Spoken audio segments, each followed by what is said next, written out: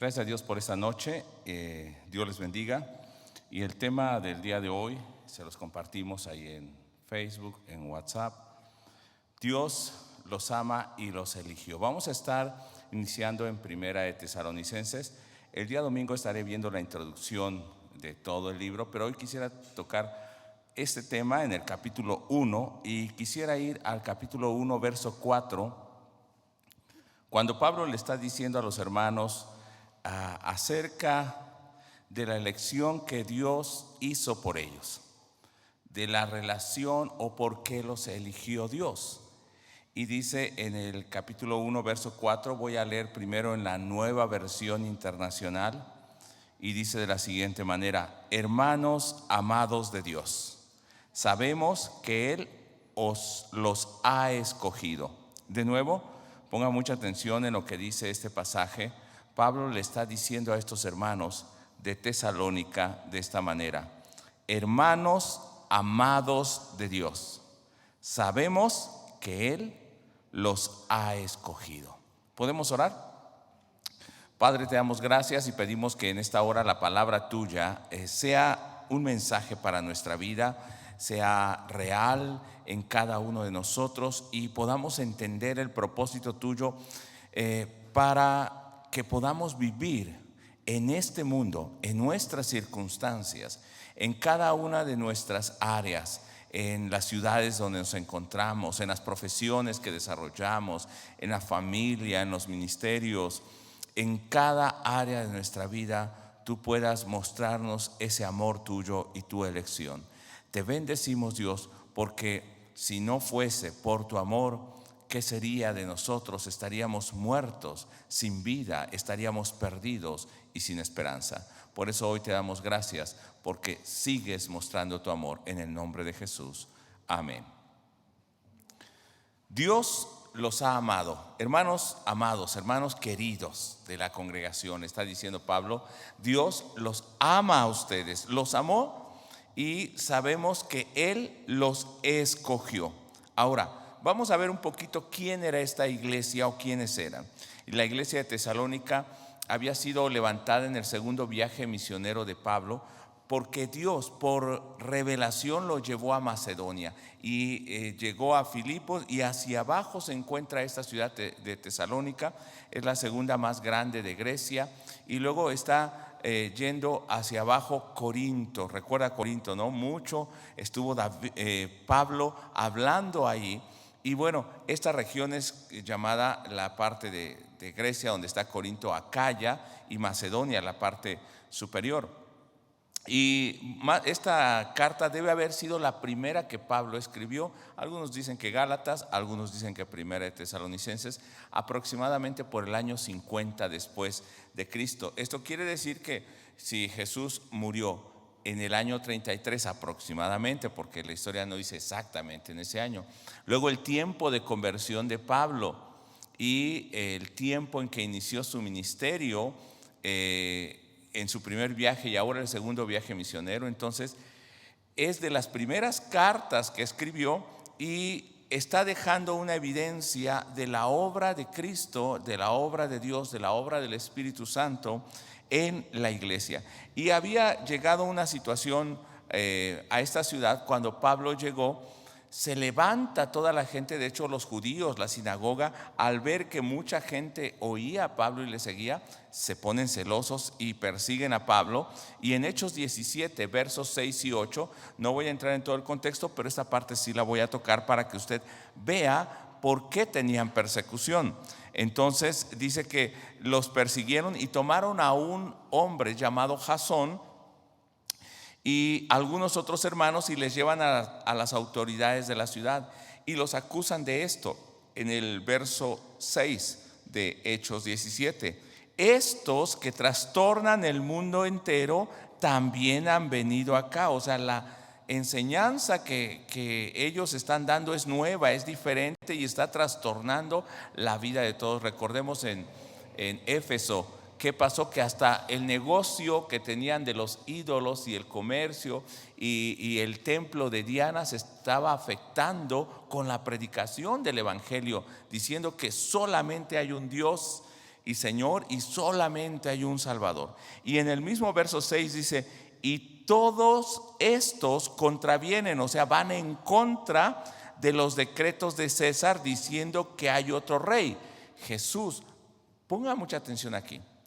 Cuando ellos reconocían a Jesús, llegaban con el evangelio y la gente reconocía a Jesús, la gente decía, Jesús es rey, Jesús es Señor.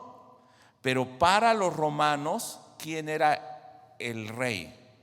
César.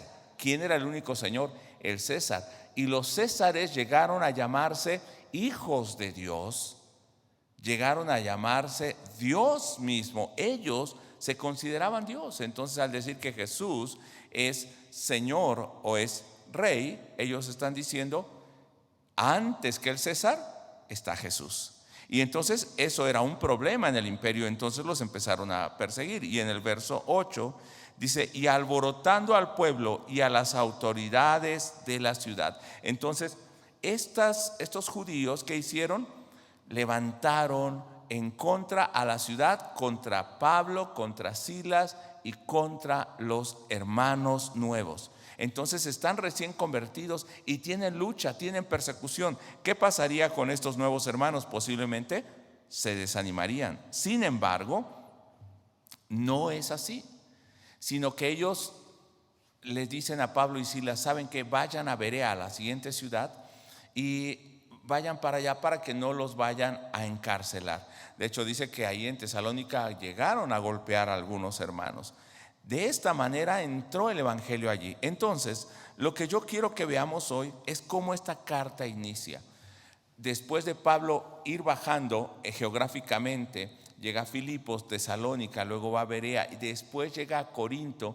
Y ahí en Corinto, bueno, pasa por otros lugares, pero llegando a Corinto, ¿qué hace? Les escribe a los hermanos para ver cómo se encuentran después de la persecución, para saber si están bien o no. Y nos va a decir más adelante en 1 Tesalonicenses que Timoteo fue y al regresar dice, los hermanos están bien y están firmes en la fe. Entonces en el capítulo 1, verso 1, ahora sí, de 1 Tesalonicenses, dice de la siguiente manera. Nosotros, voy a leer ahora en Nueva Traducción Viviente. Si usted lee en la 60 va a variar un poco, pero usé esta versión para que sea muy clara. Nosotros, Pablo, Silas y Timoteo.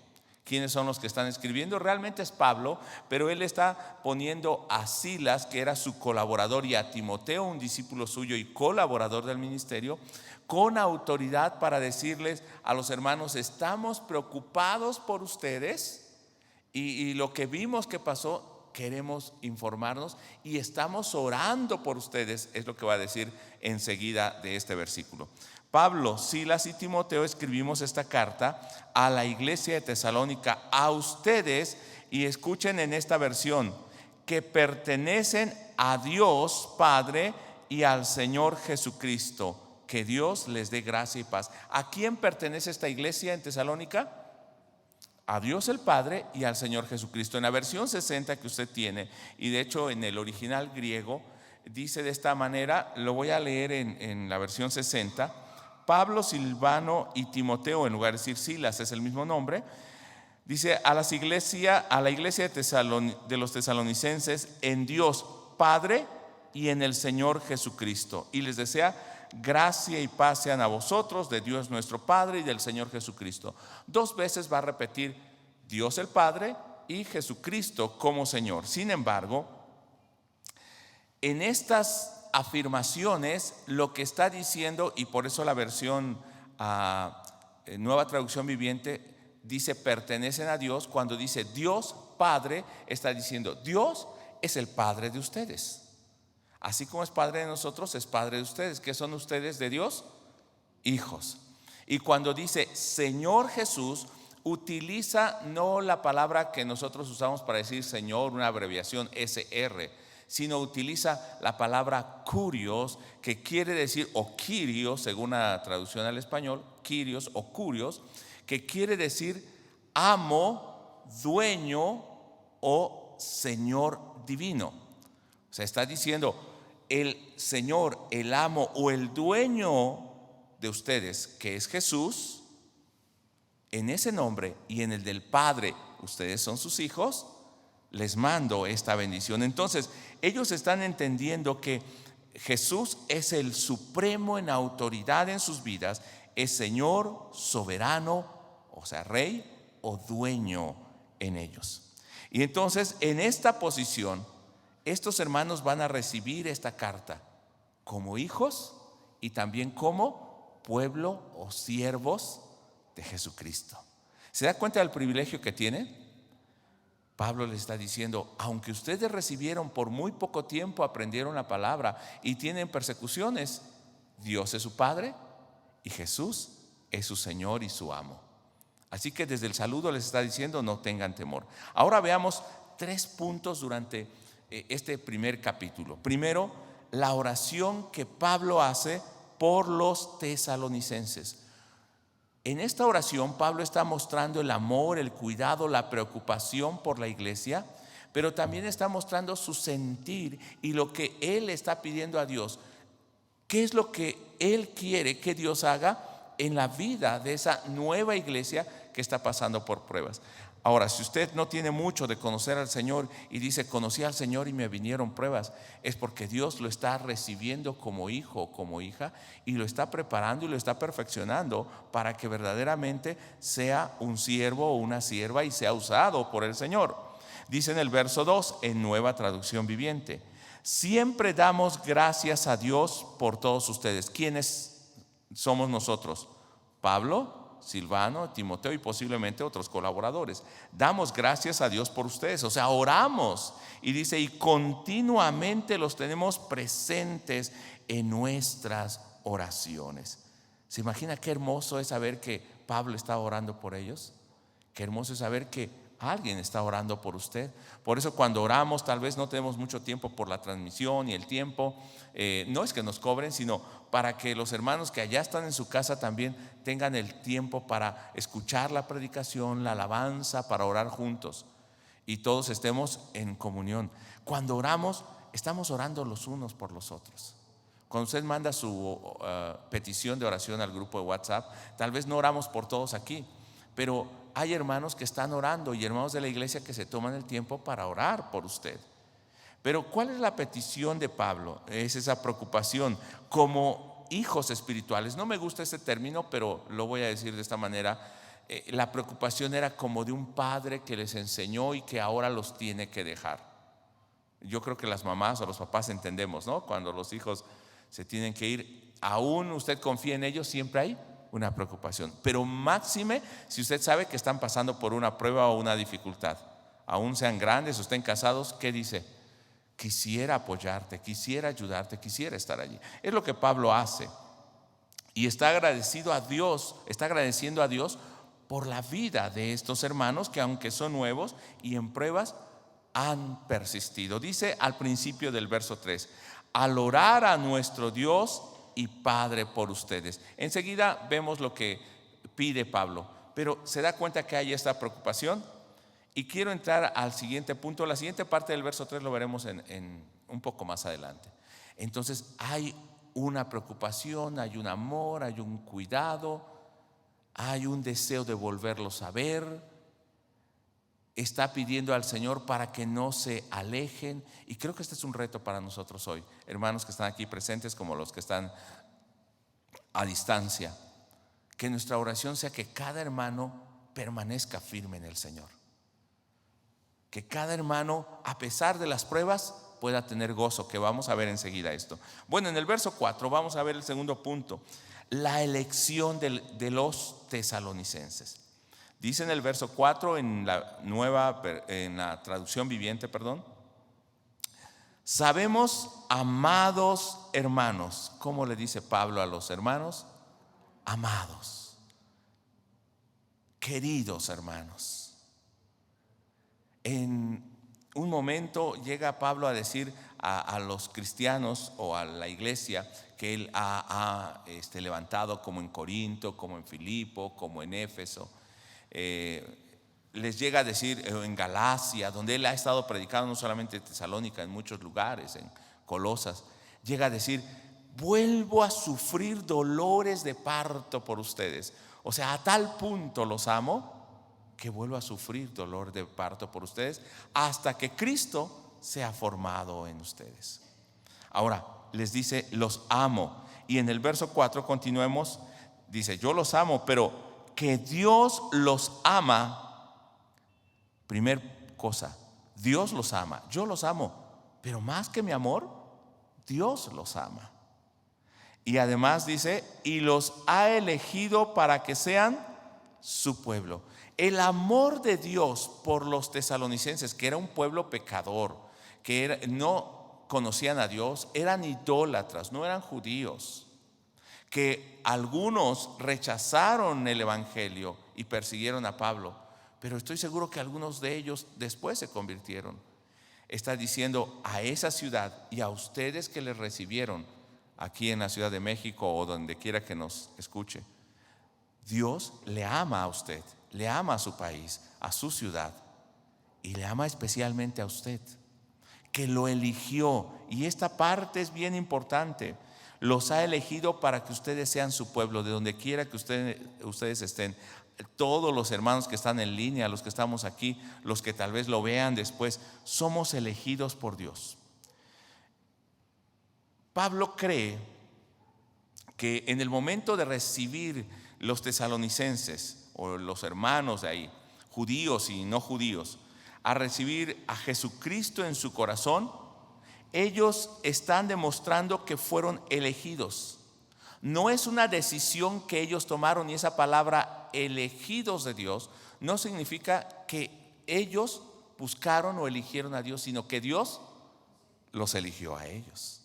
No es que nosotros querramos buscar a Dios, es que Él nos eligió a nosotros. Pero ¿qué significa que nos eligió? No es una obra de hombre, ni del predicador, ni de un gran maestro, ni de la iglesia. La elección es la obra soberana, amorosa y divina de Dios al elegir a su pueblo o a la humanidad para que sean salvos. Ahora, cuando habla de elegir, no es que todos, sino que eligió a algunos. Y vamos a decir entonces, Dios no eligió a otros, pero no me voy a meter en ese punto, sino que la elección es que Dios conoce de antemano el pasado, el presente, el futuro. Él es eterno. Sabe quién va a responder a su llamado. Yo no sé cómo. Y la palabra elección en el original en griego es ekloge, que es como elección o escoger. Dios los escogió a ustedes. Dios los eligió divinamente a ustedes.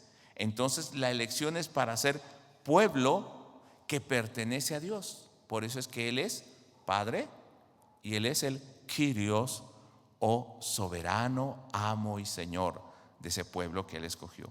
Pero ¿cómo saber que somos elegidos? Porque creo que es el problema. Y mucha gente dice, bueno, como Dios me eligió, no importa lo que yo haga, al final Dios me eligió y no importa, me va a salvar. Pero ¿será de esta manera? No, sino que la elección se evidencia o es patente en la vida de esos elegidos, de usted, de mí, de los que han pasado en la historia, de los tesalonicenses. Cuando al oír las buenas nuevas de salvación, las buenas noticias de Cristo, reciben el anuncio con fe, creen en ese mensaje, sus vidas son transformadas y creen que Jesús es el Señor, el Cristo, el Salvador del mundo. Vuelvo a recordar algo que dije hace un momento. La elección no es nuestra, nosotros no lo elegimos a Él. Él nos eligió a nosotros. Entonces no tenemos nada por qué envanecernos. Dice en el verso 5: pues cuando les llevamos la buena noticia, eso es evangelio, la buena noticia, que Jesús vino al mundo, murió, resucitó para salvarlos a ustedes, eso es la buena noticia, y ahora está reinando. No fue solamente con palabras, sino también con poder, porque el Espíritu Santo les dio plena certeza de que lo que decíamos era verdad. Y ya saben de nuestra preocupación por ustedes, por la forma en que nos comportamos entre ustedes. Me detengo un segundo. Vea en ese verso, aparte de que Dios los eligió, que Jesús los estaba salvando y es su Señor, ¿quién está obrando para que ellos reciban esa noticia, la crean y puedan permanecer en medio de las pruebas? El Espíritu Santo. Es una obra perfecta de Dios, del Dios Trino, el Padre, el Hijo y el Espíritu Santo, obrando perfectamente en unidad. Están obrando para que estos hermanos que no conocían al Señor y que están experimentando pruebas, ahora puedan dar evidencia de que son nacidos de nuevo y que den evidencia de esa elección. Ojo con esto, hermanos. El ser elegidos no es decir, Dios ya me salvó, no importa cómo viva, sino el ser elegido es que yo entiendo el llamado de Dios, y como entiendo el llamado, la elección, el amor de Dios, la obra de Jesucristo y la obra del Espíritu Santo en mi vida, dándome poder, doy evidencia en toda mi vida de esa elección. ¿Cómo lo van a hacer? Dice, antes de que pasemos a este punto, dice Juan capítulo 15, verso 16. Ahora voy a leer en la Reina Valera 1960. Jesús le dice a sus discípulos: no me elegisteis vosotros a mí, sino que yo os elegí a vosotros y os he puesto para que llevéis fruto. Los elegí, pero para que ustedes den fruto, evidencia, para que se vea que son elegidos. Soy cristiano, pero nadie sabe que soy cristiano. A veces ni yo me doy cuenta que soy cristiano. Entonces, ¿cómo puedo decir que soy nacido de nuevo? Cuando alguien es nacido de nuevo, hasta los demás se dan cuenta. Una vez una persona le dijo: oiga, ¿usted es cristiano? Cuando pasó, y dice: sí, ¿por qué? No sé, dice, pero yo lo vi caminar diferente y dije: ese es cristiano. Cuando hablas, cómo te relacionas con los demás, en tu trabajo, en tu profesión, en la escuela, demuestras que eres cristiano. No debes de traer siempre, o más bien no es necesario que traigas Cristo vive aquí impreso en tu playera, sino que tu vida tenga impresa la marca de Cristo. Y entonces la gente diga: ese es cristiano. Verso 19 del mismo Juan 15 dice: si fuerais del mundo, el mundo amaría lo suyo, pero porque no sois del mundo, antes yo os elegí del mundo, por eso el mundo os aborrece. Mire, Él nos eligió, Jesús nos eligió. En Tesalonicenses dice que el Padre nos eligió, y aquí está diciendo: Jesús eligió a sus discípulos. Y como somos elegidos por el Señor, ahora ya no pertenecemos a este mundo, pertenecemos a Cristo, pertenecemos arriba. ¿Y qué va a pasar con el mundo? Dice: el mundo los va a rechazar. Cuando todo el mundo te dice bienvenido, cuando todo el mundo dice: oye, esta persona es como yo, debes de poner atención. Posiblemente no estás dando evidencia de ser realmente elegido, porque el elegido no es que caigas mal en todos lados, tampoco, sino que tal vez por tu forma de vida vas a ser perseguido, como está pasando ahora en el mundo oriental, en el Islam, en China, y por qué no, aún en el mundo occidental, en Estados Unidos, aquí mismo. Si hablas de los valores bíblicos, la gente dice: estás loco, eres retrógrada. Bueno, pero Él nos eligió. Dice que nos amó y por eso nos eligió. La elección no es porque vio algo diferente, único en ti, y el Señor te eligió porque te necesita. No, Él te eligió sencillamente por amor. Eso es lo que nos dice el verso 19, que Él nos amó, nos escogió. El mundo nos aborrece, pero Jesús nos amó, por eso nos eligió. Dice en segunda de Juan capítulo 1, verso 1. Vea cómo le dice Juan, ya anciano, a la iglesia: el anciano a la señora elegida y a sus hijos. ¿Cómo le llama Juan a la iglesia? La señora elegida y sus hijos. Ustedes fueron elegidos. La iglesia es elegida para que sea esposa del Cordero. ¿Y cómo escoge el cordero o el novio a la esposa? Busca una esposa pura y sin mancha para él. ¿Se da cuenta cómo lo eligió? Le eligió para que sea suyo, o la iglesia sea suya. Y dice en el mismo verso, a quien yo amo en la verdad. Juan está diciendo, yo amo a esa iglesia. Y no solo yo, sino también todos los que han conocido la verdad. El Padre nos ama, Jesús nos ama y nos eligió. El apóstol Juan dice, yo amo a la iglesia. Y también la iglesia, los demás escogidos, aman a la iglesia, ser parte de esa iglesia. Son elegidos y entre ellos fluye el amor de Dios, de Jesucristo, a través del Espíritu Santo. Dice Tito capítulo 3 versos 5 y 6. Vea esa elección en nosotros. No estoy tocando todo el tema de la elección, pero quiero que usted entienda por qué los eligió, o por qué dice que son elegidos y amados. Tito 3 versos 5 y 6. Nos salvó, no por obras de justicia que nosotros hubiéramos hecho. O sea, nos salvó, pero ¿éramos justos? ¿Éramos buenos? ¿Teníamos algo digno para que nos salvara? ¿Algo envidiable? ¿Alguna cualidad diferente? No, no es por obras de justicia tuya. Dice en el mismo verso, sino por su misericordia. ¿Por qué nos amó y nos eligió? Por su misericordia, por el lavamiento de la regeneración. Y ponga atención aquí, nos escogió, nos amó por misericordia. ¿Y qué hizo en aquellos que son elegidos? La evidencia va a empezar aquí.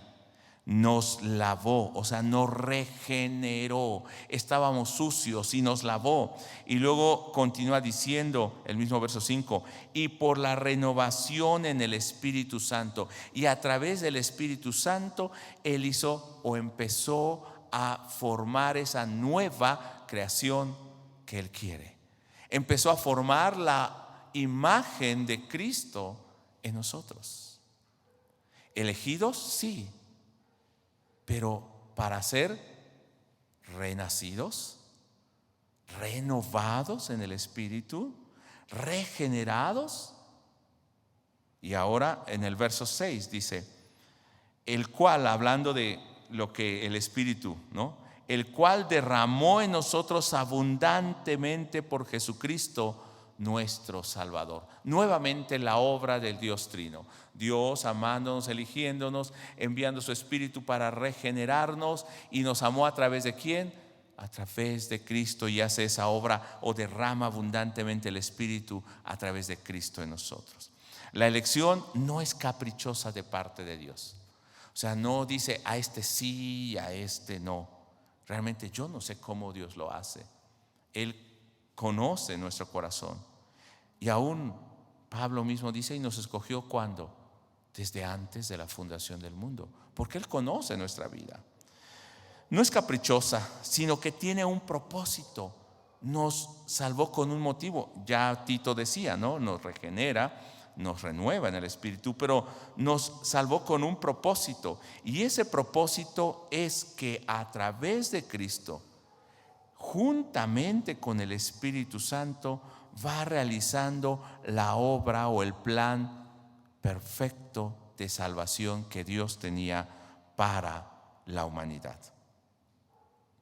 Y quiero que en este tercer punto, que es más amplio, pero no voy a tardar mucho, usted vea entonces la evidencia de esos que han sido elegidos, que son amados por Dios, y la obra que el Espíritu Santo, que Jesucristo y que el Padre quieren hacer en ese, o hace en esos elegidos. Porque no se queda ahí, me eligió y ya vivo como quiero. No, Él continúa la obra en nosotros. Dios continúa la obra en nosotros. Y veamos cómo entonces la conversión genuina de los tesalonicenses y de cada creyente va a mostrar la elección y el amor de Dios en su vida. La elección no es una credencial o un salvoconducto o una indulgencia para pecar, para que hagamos lo que queremos porque somos elegidos, sino para que mostremos en este mundo que somos un pueblo salvo. ¿Por qué Dios eligió a Abraham? Para que a través de él fueran benditas todas las familias de la tierra. ¿Por qué eligió a Israel? Para que en ese pueblo formara una nación donde él pudiera habitar y que las naciones alrededor suyo conocieran a Jehová a través de ellos. ¿Por qué nos eligió a nosotros? Por la misma razón.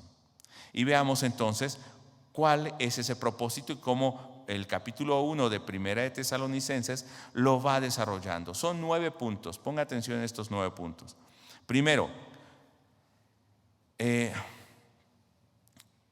la evidencia en la vida de aquellos elegidos es que tienen gratitud. Los tesalonicenses han tenido gratitud y al recibir y entender esa elección, ahora trabajan con amor en la obra de Dios, aunque están pasando por pruebas. Recuerde, por persecución, 1, 2, mantienen una vida firme en la esperanza de Jesucristo. Dese cuenta, ser elegido no es que ya vivo como quiero, sino mantengo una vida firme en la fe que he recibido. Vean el verso 3 que le dije hace rato que no leímos la segunda parte. Leo todo el verso 3.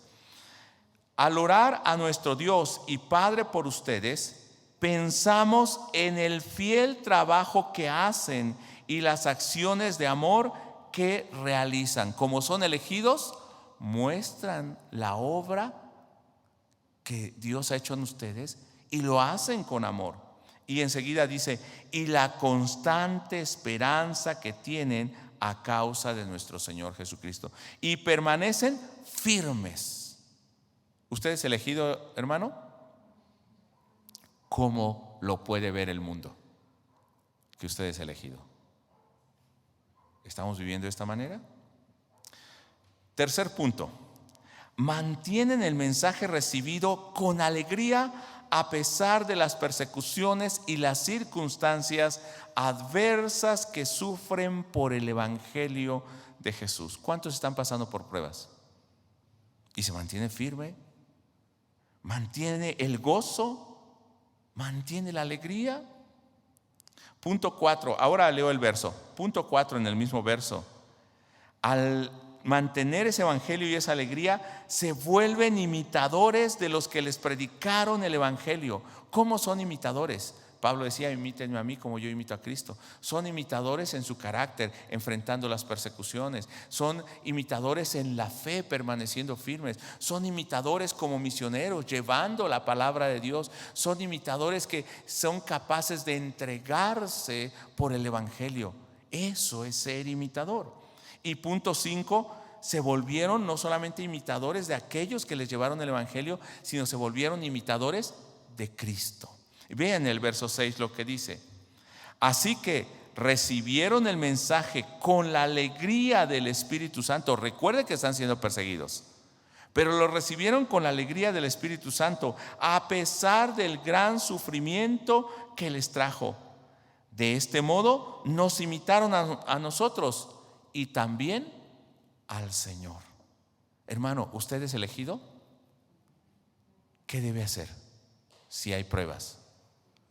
Mantener el gozo, la alegría, imitar a quien le predica el evangelio. Bueno, no me imite a mí, ¿verdad? O si quiere, bueno, pero si tengo defectos, perdónemelos, ¿no?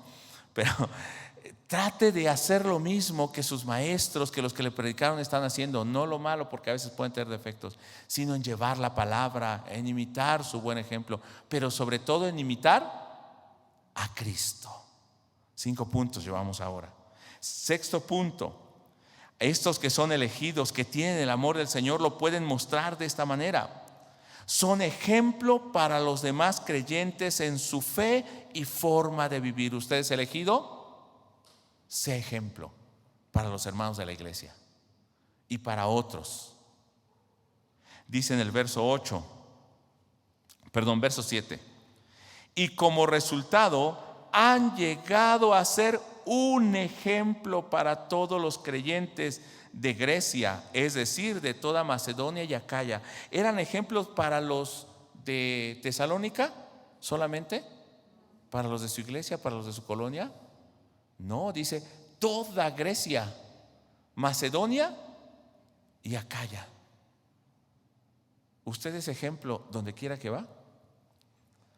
Ay, hermano, ya me está quedando grande el saco, por eso no me lo abrocho. Hermano, vea cómo eran estos hermanos en medio de las pruebas. No importa, soy ejemplo. ¿Qué le dice Pablo a Timoteo? Pero tú, a pesar de ser joven, sé ejemplo de los fieles en fe, en amor, fe, conducta y pureza. Aún de los mayores, sé ejemplo. 7. Anuncian la palabra con su propio testimonio. Bueno, ya lo vimos en el verso anterior, pero ve en el verso 8. No solamente con su testimonio, y la palabra del Señor está siendo anunciada partiendo de ustedes a gentes de todas partes. O sea, se volvieron evangelistas, predicadores, misioneros, maestros. Amén. O ay de mí, ay de mí. Cuando salimos de esas puertas, usted que está en su casa tal vez viendo a través de una transmisión, cuando usted escucha la palabra, no es para que diga aprendí o qué bonito, sino para que cuando usted escucha y sale de su casa, sale a la escuela, al trabajo, a donde quiera que va, empiece a hacer luz donde se encuentre. Empiece a predicar la palabra de Dios. Abra un nuevo grupo y venga y dígale al maestro, dígale al pastor: estoy compartiendo la palabra aquí, ayúdeme a orar. Ahora me vuelvo un evangelista, me vuelvo un maestro. Bueno, antes me preparo. Pero hermano, ellos recibiendo ahora están siendo misioneros, evangelistas. Punto 8. No solamente están haciendo una obra, vea lo que pasó en sus vidas. Un cambio radical. Se apartan completamente de los ídolos y de su forma de vida pasada de perversidad para servir al Dios vivo. Como griegos vivían en todos los excesos, tenían mucho conocimiento filosófico y tenían religiones idolátricas y de culto a la fertilidad y de los excesos en todas las áreas sexuales. Pero cuando conocieron al Señor, ¿qué pasó en la vida de ellos? Un cambio radical. Verso 9. Pues no dejan de hablar, o sea, las otras personas no dejan de hablar de la maravillosa bienvenida que ustedes nos dieron. O sea, cómo nos recibieron y la palabra, y de cómo se apartaron de los ídolos para servir al Dios vivo y verdadero. Cómo mostraron que eran elegidos y cómo se mostraron como luz en su ciudad y en otras ciudades en toda Grecia. Porque los demás decían: mira, estos eran así, pero ahora han dejado todo eso y sus vidas son diferentes. Ahora sirven al Dios vivo. ¿Cuántos son elegidos, hermanos? Qué mal a veces muchos entienden la elección. Soy predestinado o elegido. Ahora puedo vivir como quiera, de todos modos el Señor me va a salvar. Vea que no. Los amados y elegidos vivían dando testimonio de esa elección. Y punto 9.